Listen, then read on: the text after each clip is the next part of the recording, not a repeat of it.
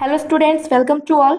My name is Deepmala Ramcharan and today we will start NCERT class 7th History chapter 1st Tracing Changes through a Thousand Year। हजार वर्षों के दौरान हुए परिवर्तनों की पड़ताल part third. New social and political groups, नए सामाजिक और राजनीतिक समूह।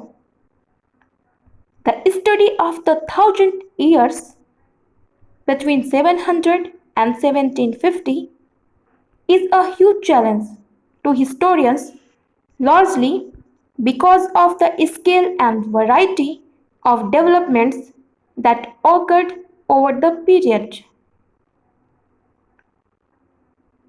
सन 700 से लेकर 1750 के बीच के हजार वर्षों का अध्ययन इतिहासकारों के सामने काफी चुनौतीपूर्ण था, मुख्य रूप से इसलिए कि इस पूरे काल में बड़े पैमाने पर और अनेक तरह के परिवर्तन हुए। At different moments in this period, new technologies made their appearance, like the Persian wheel in irrigation, the spinning wheel in weaving, and firearms in combat। इस काल में अलग अलग समय पर नई नई प्रौद्योगिकी यानी तकनीक के दर्शन होते हैं, जैसे सिंचाई में पारसी रहट का प्रयोग, कताई में चरखे और युद्ध में आग्नेयास्त्रों यानी बारूद वाले हथियारों का इस्तेमाल। New food and beverages arrived in the subcontinent: potatoes, corn, chilies, tea and coffee। इस उपमहाद्वीप में नई नई तरह का खान पान भी आया: आलू, मक्का, मिर्च, चाय और coffee. Remember that all these innovations, new technologies and crops came along with people who brought other ideas with them as well. As a result, this was a period of economic, political, social and cultural changes। ध्यान रहे कि ये तमाम परिवर्तन नए तकनीकों और फसलों उन लोगों के साथ आए जो नए नए विचार भी लेकर आए थे। परिणाम स्वरूप यह काल आर्थिक, राजनीतिक, सामाजिक और सांस्कृतिक परिवर्तनों का काल भी रहा। You will learn about some of these changes in chapter 5th, 6th and 7th। अध्याय 5, 6 और 7 में आप इनमें से कुछ परिवर्तनों के बारे में जानेंगे। This was also a period of great mobility। इस युग में लोगों की गतिशीलता, एक स्थान से दूसरे स्थानों पर आना जाना भी बहुत बढ़ गया था। Groups of people traveled long distances in search of opportunity। लोग समूहों में अवसरों की तलाश में दूर दूर तक यात्रा किया करते थे। The subcontinent held immense wealth and the possibilities for people to carve the fortune। इस उपमहाद्वीप में अपार संपदा और अपना भाग्य गढ़ने की अपार संभावनाएं मौजूद थीं। One group of people who became important in this period were the Rajputs, a name derived from Rajputra, the son of a ruler। Between the 8th and 14th centuries, the term was applied more generally to a group of warriors who claimed Kshatriya caste status. इस काल में जिन समुदायों का महत्व बढ़ा उनमें से एक समुदाय था राजपूत, जिसका नाम राजपुत्र अर्थात राजा का पुत्र से निकला है। 8वीं से 14वीं सदी के बीच यह नाम आमतौर पर योद्धाओं के उस समूह के लिए प्रयुक्त होता था जो क्षत्रिय वर्ण का होने का दावा करते थे। The term included not just rulers and chieftains, but also soldiers and commanders who served in the armies of different monarchs all over the subcontinent. A chivalric code of conduct, extreme valor, and a great sense of loyalty were the qualities attributed to Rajputs by their poets and bards. Other groups of people, such as the Marathas, Sikhs, Jat, Ahoms, and Kayas, a caste, scribes, and secretaries, also used the opportunities of the age to become politically important. Rajput शब्द के अंतर्गत केवल राजा और सामंत वर्ग ही नहीं, बल्कि वे सेनापति और सैनिक भी आते थे जो पूरे भारतीय उपमहाद्वीप में अलग अलग शासकों की सेनाओं में सेवारत थे। कवि और चारण राजपूतों की आचार संहिता प्रबल पराक्रम और स्वयं भक्त का गुणगान करते थे। इस युग में राजनीतिक दृष्टि से महत्व हासिल करने के अवसरों का लाभ मराठा, सिख, जाट, अहोम और कायस्थ, मुख्यतः लिपिकों और मुंशियों का काम करने वाली जातियों ने भी उठाया। Throughout this period, there was a gradual clearing of forests and the extension of agriculture, a change faster and more complete in some areas than in others. इस पूरे काल के दौरान क्रमशः जंगलों की कटाई हो रही थी और खेती का अर्थात कृषि का इलाका भी बढ़ता जा रहा था।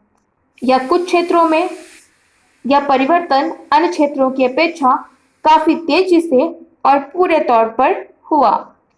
Changes in their habitat forced many forest dwellers to migrate. Others started tilling the land and became peasants.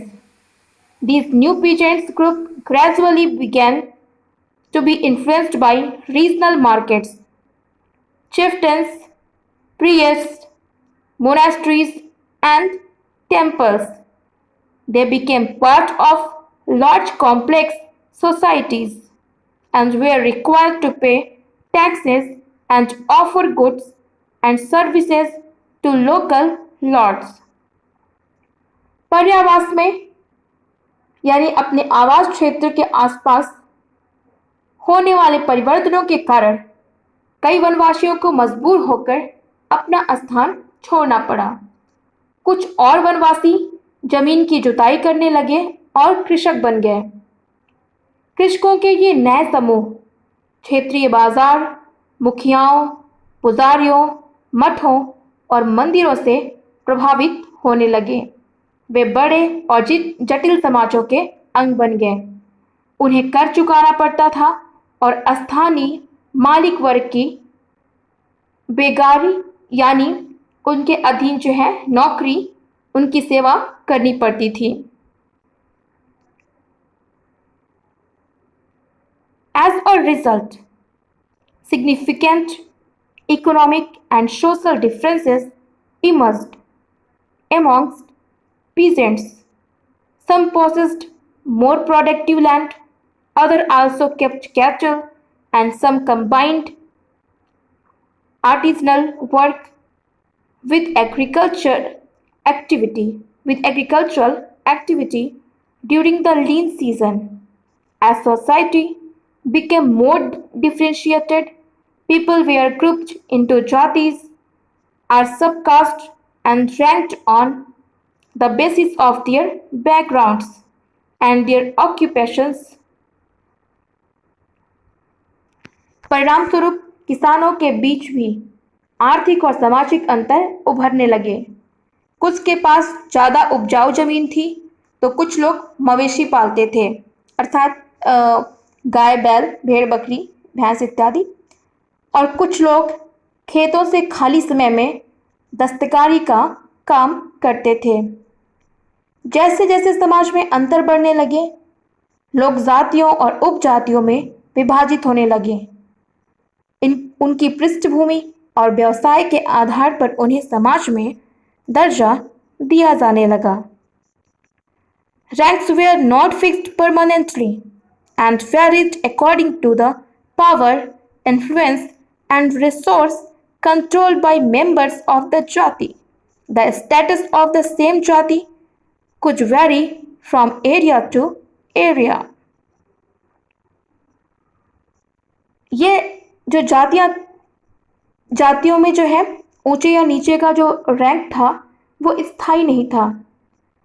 किसी जाति विशेष के सदस्यों के हाथ में कितनी सत्ता है, कितना प्रभाव है, कितना संसाधनों का नियंत्रण है, इसके आधार पर उन जातियों की जो रैंक थी वो बदलती रहती थी। एक ही जाति का किसी क्षेत्र में कोई दर्जा या रैंक हो सकता था और किसी क्षेत्र में कोई अन्य। Jatis formed their own rules and regulations to manage the conduct of their members. अपने सदस्यों के व्यवहार का नियंत्रण करने के लिए जातियां स्वयं अपने अपने नियम बनाती थीं। These regulations were enforced by an assembly of elders described in some areas as the Jati Panchayat, but jatis were also required to follow the rules of their villages. Several villages were governed by chieftains. Together they were only one small unit of a state. इन नियमों का पालन जाति के बड़े बुजुर्गों की एक सभा करवाती थी, जिसे कुछ इलाकों में जाति पंचायत कहा जाता था। लेकिन जातियों को अपने निवास स्थान के गांव के रिवाजों का भी पालन करना पड़ता था।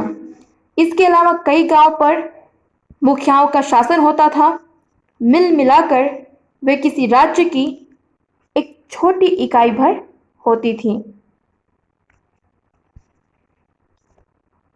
नाउ रीजन एंड एम्पायर, क्षेत्र और साम्राज्य हम कल से फिर कंटिन्यू करेंगे।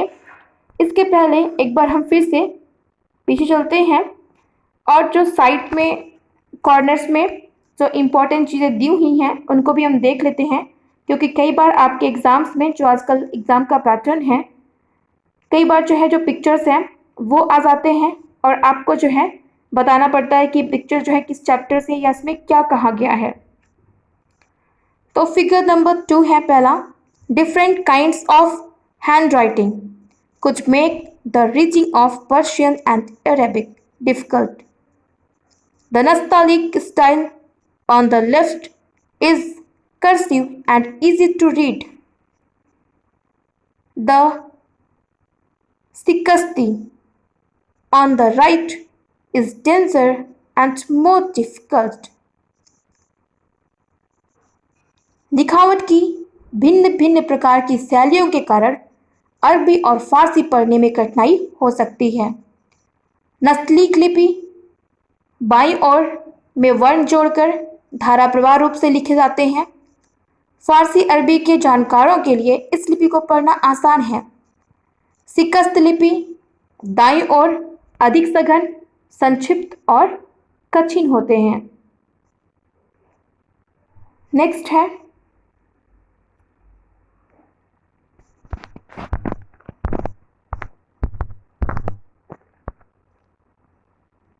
The Persian wheel. यहाँ पे जो है पर्सियन व्हील का जो है पहिए का चित्र दिया गया है। नेक्स्ट है habitat. Habitat refers to the environment of a region and the social and economic lifestyle of its residents. पर्यावास का तात्पर्य किसी भी क्षेत्र के पर्यावरण और वहाँ के रहने वाले लोगों की सामाजिक आर्थिक जीवन शैली से है। Question of the technological, economic, social and cultural changes described in this section, which do you think were most significant in the town or village in which you live? इस अनुभाग में जो तकनीकी, आर्थिक, सामाजिक और सांस्कृतिक परिवर्तन वर्णित हैं, उनमें से कौन कौन से परिवर्तन आपकी समझ में आपके शहर या गांव में सबसे ज़्यादा महत्वपूर्ण रहे हैं। आज के लिए बस इतना ही। आज के वीडियो से कोई क्वेरी हो तो आप मुझे हमेशा की तरह नीचे दिए गए कमेंट बॉक्स में लिखकर पूछ सकते हैं। Now thank you.